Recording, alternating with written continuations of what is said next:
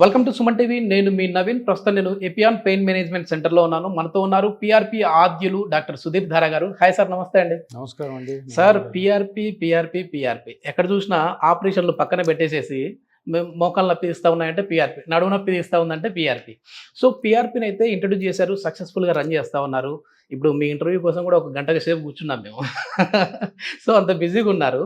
మీ motive ఏంటి sir మెయిన్గా? అంటే ఈ పిఆర్పిని ఇంట్రడ్యూస్ చేయడానికి రీజన్ ఏంటి? అదేవిధంగా నెక్స్ట్ ఏం చేయాలనుకుంటా ఉన్నారు? సో పిఆర్పి అన్నది ఎందుకు ఇంత ఫేమస్ అయింది మీరే అన్నారు కదా. ఈ 4 స్టేట్స్లో కూడా, సౌత్ స్టేట్స్లో ఆంధ్ర, తెలంగాణ, కర్ణాటక, తమిళనాడు మనకి సెంటర్స్ ఉన్నాయి. ప్రతి చోట కూడాను ఇది ఇంట్రడ్యూస్ అయింది. పిఆర్పి అంటే జాయింట్ పెయిన్స్, స్పైన్ పెయిన్ ఉన్న వాళ్ళందరికీ కూడా తెలుసు అసలు ఇదేంటి అనేది. ఇది స్టార్ట్ అయింది 2017లో. నేను ఎప్పుడైతే దీన్ని రీఇంట్రడ్యూస్ చేశానో అప్పటి నుంచి ప్రతి ఒక్కరికి కూడా ఈ 8 సంవత్సరాల ప్రస్థానంలో ప్రతి ఒక్కరికి అర్థమైపోయింది ఏంటంటే జాయింట్ పెయిన్స్ ఉంటే ఆపరేషన్ అవసరం లేదు, ఇంకొక మంచి మార్గం ఉంది ఆపరేషన్ లేకుండా అని. సో అలోపతిలో ఇప్పటివరకు మోకాళ్ళ నొప్పులకి, షోల్డర్ పెయిన్స్కి అన్నిటికీ కూడా ఫైనల్గా సర్జరీ. సో సర్జరీ కాకుండా ఒక మార్గం ఉంది అన్నది మొత్తము ఈ 4 స్టేట్స్లో అందరికీ తెలిసిపోయింది. చాలా సంతోషం. ప్రతి ఒక్కరు కూడాను ఎవరికి కావాల్సిన ట్రీట్మెంట్ వాళ్ళు తీసుకుంటున్నారు. సేఫ్గా ఇంజెక్షన్ అనుకుంటే పిఆర్పికి వస్తున్నారు. కొంతమంది సర్జరీ అంటే ఇష్టం ఉంటుంది, సర్జరీకి కూడా వెళ్తాను, తప్పేం లేదు. కానీ ఇది రీఇంట్రడ్యూస్ చేయాలి. పిఆర్పి ఆల్రెడీ ఉంది, 30-40 సంవత్సరాల నుంచి ఉంది. మన ఆర్థోపెడిక్ డాక్టర్స్ ఇది స్టార్ట్ చేశారు, బాగుంది. కానీ ఎక్కువ ప్రాచుర్యం పొందలేదు అది. సో పొందకపోవడానికి కారణం ఏదైనా కూడాను దాన్ని తీసుకురావడానికి ముఖ్య ఉద్దేశం ఏంటంటే ఏదో ప్రతి ఒక్కరికి పిఆర్పి గురించి చెప్పేసేసి అందరికీ పిఆర్పి చేయాలన్న ఉద్దేశం నాది కాదు. ఓకే. నా ముఖ్య ఉద్దేశం ఏంటంటే అసలు ఈ కీళ్ల నొప్పులు, జాయింట్ పెయిన్స్ కానీ, స్పైన్ పెయిన్ ఏవైతే జబ్బులు కాదో, ఇవేవి జబ్బులు కాదు. మోకాల ఆర్థరైటిస్ జబ్బు కాదు, షోల్డర్ టెండనైటిస్ జబ్బు కాదు, హిప్ ఏవియన్ నెక్రోసిస్ జబ్బు కాదు, స్పైన్లో ఉండే డిస్క్ ప్రొలాప్స్ జబ్బు కాదు. ఇవి అన్నీ కూడాను మనము ప్రాపర్గా అవేర్నెస్ క్రియేట్ చేసి ఇటువంటి బాధలతో బాధపడుతున్న పేషెంట్లు లేదు, ఆ ప్రాబ్లమ్స్ రాని పేషెంట్లు ముందే క్రమశిక్షణతో ఉంటే అసలు ఈ నొప్పులే రాకుండా చేయొచ్చు. సో ముఖ్యమైన ఉద్దేశం ఏంటంటే ఇటువంటి జబ్బు కానటువంటి జాయింట్ పెయిన్స్ తోటి ఏ వ్యక్తి కూడా బాధపడకూడదు, తగు జాగ్రత్తలు తీసుకొని ఏ డాక్టర్ దగ్గరికి వెళ్ళకూడదు, ఏ సర్జరీ అవసరం లేదు, ఏ పిఆర్పి అవసరం లేదు, ఏ టాబ్లెట్ కూడా అవసరం లేదు. సో ముఖ్య ఉద్దేశం మీ వీడియోస్ అన్ని చూసినప్పుడు కూడా అంటే మీరు వచ్చేసేసి ఏదో హాస్పిటల్కి రండి పిఆర్పి వేయించుకోండి అన్నట్లు ఉండదు సార్. అది ఏంటంటే ముందు మీ లైఫ్ స్టైల్ మార్చుకోండి. 90% ఎవరైతే ఈ జాయింట్ నొప్పులతో బాధపడుతున్నారో వీళ్ళకి తెలియక బాధపడుతున్నారు. ఎప్పుడు తెలియాలా, ఎప్పుడు దీనికి అవేర్నెస్ రావాలా? 30 ఏళ్లకే స్టార్ట్ అవ్వాలి. 30 ఏళ్లలో మనము కెరియర్ బిల్డింగ్ స్టేజ్లో ఉంటాం. మ్యారేజ్ అయి ఉంటుంది, పిల్లలు కూడా పుట్టుంటారు. అప్పటి నుంచి ఇంకేంటి, అరే నా ఫ్యామిలీ నేను రన్ చేసుకోవాలా, నేను సంపాదించుకోవాలా, ఇల్లు కట్టుకోవాలా, కారు కొనుక్కోవాలా, బైక్ కొనుక్కోవాలా. ఆ ఏజ్లోనే మీరు ఏ పనులు చేస్తే మీ మోకాళ్ళు కానీ ఇతర జాయింట్స్ అరిగిపోతాయి, ఏవి చెయ్యకుండా ఉంటే మీరు ఇవన్నీ కూడాను పదిలంగా ఉంటాయి అన్న విషయం ఆ వయసు నుంచే తెలుసుకుంటే అసలు ఏ ట్రీట్మెంట్ అవసరం లేదు. మీరు నడుము నొప్పితోటి, మోకాలు నొప్పితోటి, షోల్డర్ పెయిన్ తోటి అసలు ఎక్కడికి పోరు. సో నా మెయిన్ ఉద్దేశం ఏంటంటే ఈ అవేర్నెస్ క్రియేట్ చేయడం. ఈ అవేర్నెస్ క్రియేట్ చేస్తే ఎవరి దగ్గరికి వెళ్ళాల్సిన అవసరం లేదండి. కానీ తెలియక చేస్తున్నారు. తెలియక ఇప్పుడు హౌస్ వైఫ్ ఉంటుంది, ఆమె పొద్దున 6 గంటలకు లేస్తే రాత్రి 11 వరకు నిలబడి ఉంటుంది. వాళ్ళు ఏమనుకుంటారు, ఎంత పని చేస్తే అంత యాక్టివిటీ ఉంటుంది, అంత యాక్టివిటీ ఉంటే అంత హెల్దీగా ఉంటాను అనుకుంటా. 100% రాంగ్. ఓకే. ఆ గృహిణి, ఆ హౌస్ వైఫ్ ఎవరైతే ఉన్నారో ఆమె ఆ ఇంట్లో అన్ని పనులు చేసినా కూడాను కరెక్ట్గా చేసే టైం ఎంత తెలుసా? 3-3.5 గంట.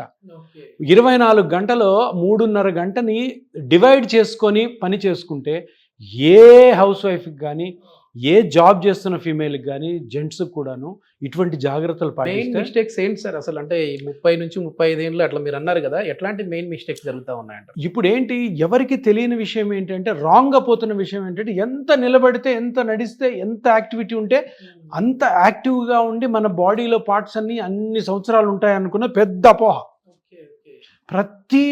అంటే హెల్త్ కేర్ సిస్టమ్ కూడా ఇది రాంగ్గా చెప్తుంది, గవర్నమెంట్స్ కూడా రాంగ్ చెప్తున్నాయి. మ్యారథాన్లు పరిగెత్తండి, జిమ్కి వెళ్ళండి, కేవీఆర్ పార్క్లో నడవండి. ఏమవుతుంది నడిచి మీకు ఒక సైకిల్ ఇస్తాను, డిజిటల్ వాచ్ పెట్టుకొని మరి మీకు ఒక సైకిల్ ఇస్తాను, సైకిల్ రోజుకి 50 కిలోమీటర్లు తొక్కారనుకో సంవత్సరానికి మొదలు పడిపోద్ది, దాని మొత్తం పోతాయి అన్ని. అదే నువ్వు కొంచెం లిమిటెడ్గా వాడుకున్నావు అనుకో ఎక్కువ కాలం వస్తుంది. బాడీ కూడా అంతే. అందరికంటే వాకింగ్ మంచిది అంటారు. వాకింగ్ మంచిది అంటే ఎంత వాకింగ్? 10 కిలోమీటర్లు 15 కిలోమీటర్లు కాదు, మొత్తం అరిగిపోతాయి.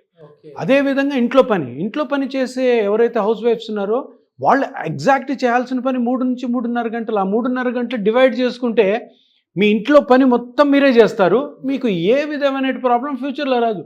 ఈ సింపుల్ మెజర్ని కానీ మనము మన ఇండియాలో ఉన్న ప్రతి మనిషికి కానీ తెలియజేస్తే ఈ హాస్పిటల్ అన్ని ఖాళీ అవుతాయి. ఇంకే హాస్పిటల్కి ఎవరు వెళ్ళరు. సో ఇది ప్రైమరీ ఎయిమ్. డాక్టర్ సుధీర్ దారా గారి ప్రైమరీ ఎయిమ్ ఈ పిఆర్పి స్టార్ట్ చేయడానికి ఏంటంటే ఇది. లేదు అప్పటికి కూడా అంటే ఇలాగా జీవితాంతం ఉండకపోవచ్చు, మేబీ 65 70కో అరిగిందనుకో పిఆర్పి చేసుకోండి, హ్యాపీగా ఉండండి. ఓకే సార్, ఇది మెయిన్ ఎట్లాంటి వాళ్ళకి సూటబుల్ అంటే ఇప్పుడు చాలా వరకు కూడా ఆస్టియో ఆర్థరైటిస్ వచ్చిన వాళ్ళు ఉంటారు, ఇబ్బందులు పడుతూ ఉంటారు, అట్లాంటి వాళ్ళకి కూడా ఓకేనా సార్? ఇప్పుడు మీరు ఆస్టియో ఆర్థరైటిస్ అన్నారు కదా, ఈ వర్డ్ వినగానే జనాలందరికీ ఏమవుతుంది, ఇదో పెద్ద జబ్బు ఏమో అని. ఆస్టియో ఆర్థరైటిస్ అంటే ఏం లేదు, మోకాలులో కానీ షోల్డర్లో కానీ ఇతరత్ర ఏ జాయింట్లో అన్నా కానీ అరుగుదలనే ఆస్టియో ఆర్థరైటిస్ అంటే. ఓకే, ఏమవుతుంది, ఇప్పుడు 2 బోన్స్ మధ్యలో కార్టిలేజ్ అని ఉంటుంది. ఆ కార్టిలేజ్ అన్నది కుషన్ లా ఉంటుంది. ఓకే, ఆ కుషన్ అరిగితే ఈ 2 బోన్స్ రాసుకుంటాయి. రాసుకున్నప్పుడు ఇన్ఫ్లమేషన్ వస్తుంది. ఇన్ఫ్లమేషన్నే ఆర్థరైటిస్ అంటారు. అది సింపుల్ టర్మే. అది పెద్ద జబ్బులాగా నాకు ఆర్థరైటిస్ వచ్చింది, నాకు ఆర్థరైటిస్ అన్నది జబ్బు కాదు. అంటే ఆస్టియో ఆర్థరైటిస్. రుమటాయిడ్ ఆర్థరైటిస్ అని ఇంకొంటుంది, అది జబ్బు. కీళ్ళవాతం అంటారు, అది జబ్బు. కానీ జనరల్గా 50 ఏళ్ళు దాటిన వాళ్ళలో 45 దాటిన వాళ్ళలో మోకాలు నొప్పి షోల్డర్ పెయిన్స్ వస్తున్నాయి. 99% అవి ఆర్థరైటిస్, ఆస్టియో ఆర్థరైటిస్ అనమాట. అది న్యాచురల్ ఫినామినా, అది జబ్బు కాదు. సో లాస్ట్ టైం నేను వచ్చినప్పుడు ఒక అమ్మని చూసా ఇక్కడ. ఎట్లా ఉంటాయి లిటరల్లీ వాళ్ళు ఇట్లా గోడ పట్టుకో ఇట్లా నడుచుకుంటూ వచ్చారు సార్. ఇప్పుడు అదే అమ్మ కనపడింది నాకు మళ్ళీ. అవునా? సో ఆమె హ్యాపీగా నడుచుకుంటూ అట్లా వెళ్తా ఉన్నారు. సో వాళ్ళ పేరు కూడా గిరిజ అమ్మ గారు. మాట్లాడాను వాళ్ళతో కూడా. అసలు 75 సంవత్సరాలు ఉన్న పెద్దావిడ ఏంటి సార్ ఆ మిరాకిల్ ఏంటిది? ఇదేం మిరకల్ కాదండి, ఇది సింపుల్. ఎందుకంటే ఆమెకి ఉన్న కండిషన్ కూడా సింపుల్ కండిషనే. మరి దాన్ని భూతద్దంలో చూపిస్తున్నారు. భూతద్దంలో చూపించి పెద్ద పెద్ద ట్రీట్మెంట్కి వెళ్తున్నారు, వెళ్ళాల్సిన అవసరం లేదు.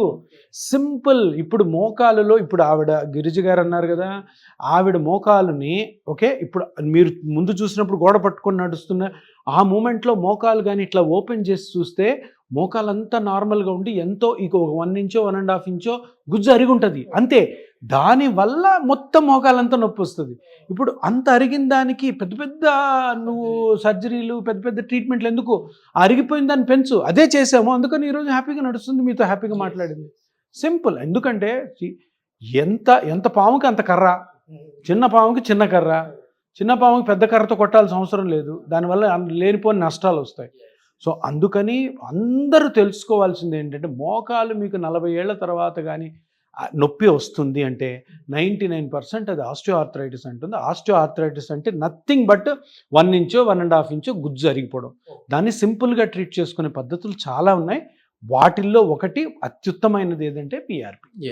ఇది మళ్ళీ ఎన్ని రోజుల వరకు వాళ్ళకి అదే విధంగా ఉంటుంది సార్, పెయిన్ రాకుండా? ఇప్పుడు అందరు ఇదే క్వశ్చన్ అడుగుతుంటారు, ఎన్ని రోజులు ఉంటుంది సార్ సరే చేయించుకుంటారు? ఎందుకంటే సార్ ఇప్పుడు ఈ పిఆర్పి అనేది బాగా ప్రాచుర్యం పొందిన తర్వాత ఎందుకమ్మా మళ్ళీ 3 నెలలకు 4 నెలలకు రివర్స్ అవుతుంది, ఎందుకు డబ్బులు వేస్ట్ అన్నట్టుగా మాట్లాడుతూ ఉంటారు. ఎగ్జాక్ట్లీ. అంటే అదే ఇప్పుడు అలోపతిలో మనకి ఆయుర్వేదిక్ హోమియోపతి గురించి తెలియదు, ఎందుకంటే నేను అది చదవలేను, అలోపతి చదివాను. అలోపతిలో ఏ జబ్బుకైనా, ఏ ట్రీట్మెంట్కైనా, ఏ ట్యాబ్లెట్కైనా, ఏ థెరపీకైనా ఇన్ని రోజులు పని చేస్తుంది అని ఏదన్నా డాక్టర్ చెప్తే నమ్మొద్దు, అది తప్పు. అట్లా ఎట్లా మెడికల్ బుక్స్లో రాసి ఉండదు, ఇగో నేను ఈ ట్రీట్మెంట్ ఇస్తున్నాను, నీకు వైరల్ ఫీవర్ వచ్చింది, ఈ ట్యాబ్లెట్లు పెడుతున్నాను, ఇంక జీవితాంతం నీకు రాదు, లేదు 10 సంవత్సరాల వరకు నీకు వైరల్ ఫీవర్ రాదు అని ఏ ట్రీట్మెంట్లో ఉండదు. ప్రజలందరూ తెలుసుకోవాల్సిన విషయం ఇది. సో ఏంటి మరి ఎట్లా సార్ ఒక పేషెంట్ వచ్చి మరి పిఆర్పి తీసుకొని ఈ ట్రీట్మెంట్ ద్వారా ఎక్స్పెక్టేషన్ ఉంటుంది కదా సార్, నేను ఎట్లా ఉండగలను, నేను ఎన్ని సంవత్సరాలు పెయిన్ లేకుండా ఉండను, వేరే ట్రీట్మెంట్లో అట్లా చెప్తున్నారు, అది తప్పు. అది చాలా చాలా తప్పు. ఇన్ని సంవత్సరాలు పనిచేస్తుంది అట్లా ఏమీ ఉండదు. కానీ ఇప్పుడు నేను ట్రీట్మెంట్ చేస్తున్నాను, ప్రతి పేషెంట్ కూడా మీలాగా సరే చేసుకుంటాం సార్, ఎన్ని రోజులు ఉంటుంది సార్ అంటే, ఎన్ని రోజులు నువ్వు ఆ పెరిగిన ఆ కరెక్ట్ అయిన కార్టిలేజ్ని గుజ్జుని కాపాడుకుంటూ అన్ని రోజులు ఉంటుంది.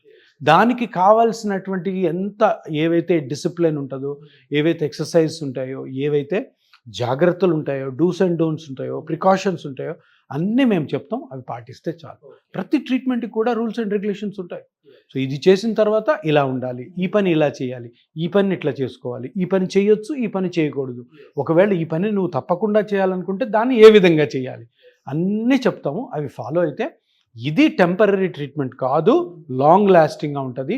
ఇందులో ఇంకొక బ్యూటీ ఉంది ఏంటంటే, ఒకవేళ సరే సార్ ఇదంతా చేసాము, ఈ మోకాలుకి మీరు పిఆర్పి చేసిన తర్వాత మోకాల మీద బరువు పడతా ఉంటుంది కదా, మళ్ళీ ఎప్పుడైనా నొప్పి వస్తే ఏం చేయాలి? ఏం లేదు, నా దగ్గర రావాలి. వస్తే ఒక చిన్న స్కానింగ్, ఆ స్కానింగ్లో ఆ రోజు మీకు నొప్పి ఎందుకు వచ్చిందో అది తెలిసిపోతుంది. దాన్ని సింపుల్ ట్రీట్మెంట్తో బయటపడేయచ్చు. అదే నువ్వు పెద్ద పెద్ద ఆపరేషన్లు చేసుకున్నావు అనుకో, ఆపరేషన్ అనేది డెడ్ ఎండ్. దాని తర్వాత ఏం చేస్తాం? ఏం చేయలేం. సో మంచిగా చేశాడు ఆపరేషన్ డాక్టర్, బాగా అయింది. తర్వాత ఒక 3 సంవత్సరాలుగా 4 సంవత్సరాలుగా పొరపాటున నొప్పి వచ్చింది అని రావచ్చు కదా, ఎందుకంటే బరువు పడతానంటుంది. దానికి వేరే ఆల్టర్నేటివ్ తర్వాత ఉండదు.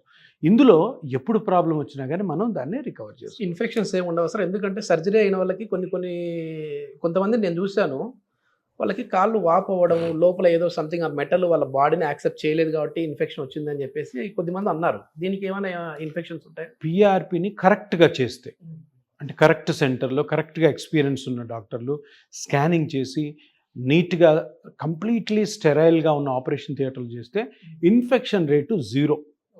ఒక్క కేసుకి నేను కొన్ని వేల కేసులు చేసి ఉంటాను, ఇప్పటికొచ్చి ఒక్క కేసుకి కూడా ఇన్ఫెక్షన్ రాలేదు. ఎందుకు? చిన్న ఇంజెక్షను, మనం వాడేదేంటి? పేషెంట్ యొక్క ఓన్ బ్లడ్డే కదా, దాన్ని కరెక్ట్గా ప్రాసెస్ చేసి కరెక్ట్గా ఎక్స్ట్రాక్ట్ చేసి కరెక్ట్గా ఆపరేషన్ థియేటర్లో రిలీజ్ చేస్తే 99.999% ఇన్ఫెక్షన్స్ ఉండవు. కానీ ఆపరేషన్ అంటే ఏంటంటే దాన్ని కొయ్యడము, బోన్ తీయడము, మెటల్ పెట్టడము. సో ఫారెన్ బాడీ కాబట్టి కొంతమందిలో ఇన్ఫెక్షన్ వచ్చే అవకాశం ఉంది, దీంట్లో అస్సలు ఉండదు. ఓకే, చాలా మంచి ఇన్ఫర్మేషన్ సార్. థ్యాంక్ యూ అండి. నమస్కారం.